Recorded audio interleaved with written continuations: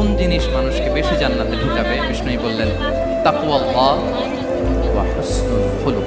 এক হচ্ছে আল্লাহর ভয়, আরেক হচ্ছে সুন্দর আচরণ। তাহলে এই হাদিস থেকে বুঝলাম যারা বেশি নামাজ পড়বে তারা বেশি জান্নাতে ঢুকবে নাকি? নামাজ পড়তে পড়তে যারা কপাল কালো করে ফেলছে এরা ঢুকবে না? যারা হজ করতে করতে বড় হাজী সাহেব হয়েছে, জিকির করতে করতে হাতে 3-4টা তাসবিহ রেখেছে, তাদের কথা বলা হয়েছে? এগুলো নিঃসন্দেহে অনেক বড় আমল, কিন্তু সবচাইতে বেশি জান্নাতে প্রবেশ করাবে যে আমল, বিষ্ণু বললেন এক হচ্ছে আল্লাহর ভয়, আরেক হচ্ছে সর্বোত্তম আচরণ।